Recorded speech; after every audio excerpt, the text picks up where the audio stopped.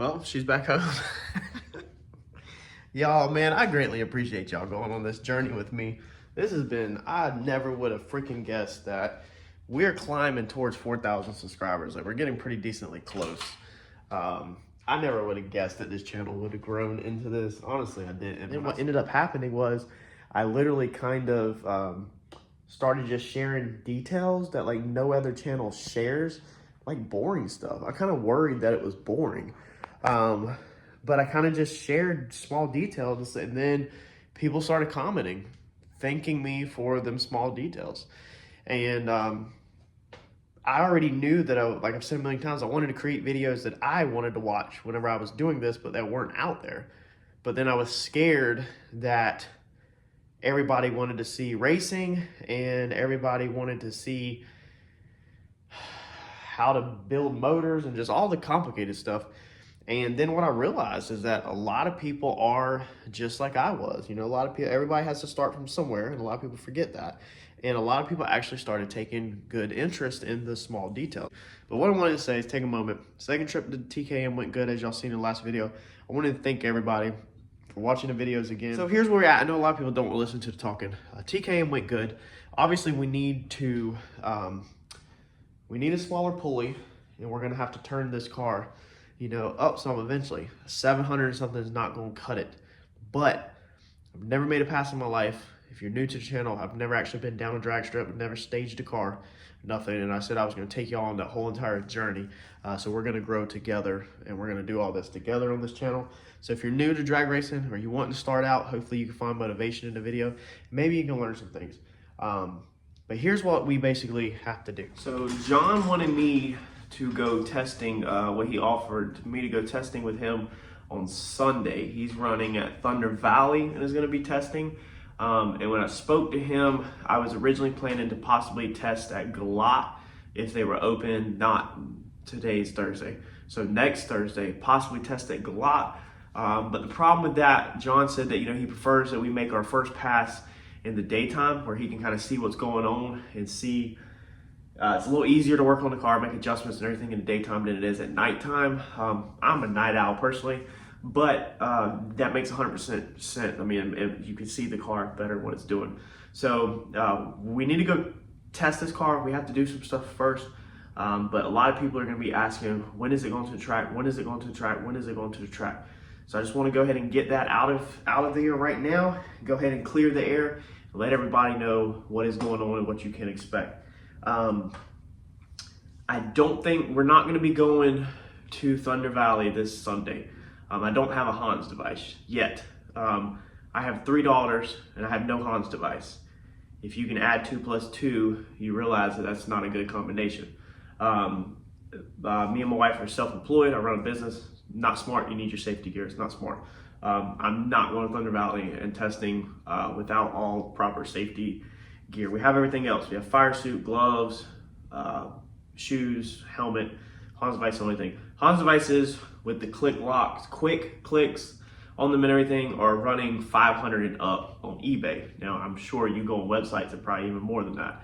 I will show y'all, I did snag a deal on a used one for $380, I think, to my door with all the tools, all the hardware, all the quick clicks, a storage bag that the seller said was super rare. We'll show it when it comes in. But we do have a Hans device en route, and it should be here next Thursday.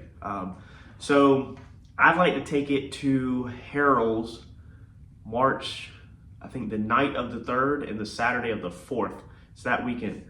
I don't know if we'll take it Friday night because, again, John doesn't really think it's smart to test at night, and I agree with him. You can't really see what's going on. But we're just going to fill it out. Maybe we'll end up taking it and just making some, if it's not busy, maybe we'll just trailer it there and leave it in the trailer. And then if it ends up not being a lot of people, maybe we'll just drive it, down the track, run it through the gears, do some very basic stuff, not actually get after it or anything like that. Just fill out how it feels on the track and stuff like that, because I've never even been down a track. So that's the reason why the slicks are on it. That way I can learn one way and just, that's the way I know. So instead of running it on radials and then having to switch to the filling of slicks, I'll just get used to slicks right out the gate. So I don't know, not this weekend, but next weekend's up in the air. If if anything, maybe we'll take it to Harold's Saturday and maybe test it. John also kind of said that, we probably shouldn't test it in a no prep race because of the track obviously being slick, slippery, stuff like that, not really prep. It'd be nice to have some glue down just so you can get the feel for the car. We'll just play that by ear. If he really thinks that it's not smart for us to try to do first laps on at a no prep race is front of the track, then that's what we'll do. We'll hold out until whatever John says is best. I depend on John, like his advice, that's it. Like whatever he says is smart is what we'll do. But also I think in my thought process is if I'm gonna be running no prep, maybe I should just learn no prep right out the gate and not even know what prep feels like. Because some people get so used to prepped and then they go to no prep, and then I hear people be like, whoa, like the car's all over the place, whatever.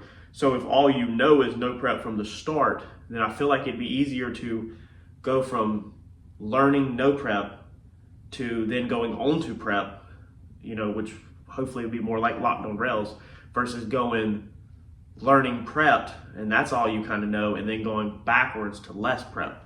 I guess the people's thoughts are you learn the prep surface first, so you learn how the car drives, and then that. But the people that are the best at no prep are the ones that are good wheelmen, the ones that have a good tuner, and the ones that can wheel a car really good. And so if all you know is a slippery surface, then I feel like that kind of makes you better for that kind of setting. I don't know, so it's all up in the air. That's where we're at with the car, but we have work to do. Trans brake does not work. It's something in the Holly. We have to drag and drop. Kevin was showing me. I did not have my wiring diagram at the dyno. I completely forgot it. I'm gonna make a copy of it, rewrite it so that it's cleaner, more organized, and put it in the trailer, so we always have that. The air shifter does not work. Also, we tested the air shifter in the other video. It works. So Chris wired it. The air shifter physically works. It hits. But in the Holly, we're pretty sure the air shifter and the trans brake is not on the correct pin. So it's just, he was showing me how you got to grab something in there, drag and drop it, and then you're done. Everything should work. So Kevin thinks that it's going to get up on the chip nice. He thinks that the two-step will work, because he was going to put it on the two-step. And it didn't go on it, and I actually edited that out of the last video, so it just went like straight 4,000 RPMs and didn't go to two-step. And then that's when we found the problem, went into the Holly and checked. So a little bit of new car blues, we got to sort that out. Car has not been scaled, bars have not been set, nothing like that. Just got off the phone with Randy, and he's always told me I can use his scales anytime I want, so I'm going to pick his scales up tomorrow afternoon from another shop that currently has them. And we will get the scales home for Friday. So tomorrow when we get off work, grab scales. We have to build the front crib blocks, and then we can throw the car on scales. We can get our weight bias and all that. Before we do that, we got to get this front end put on this car.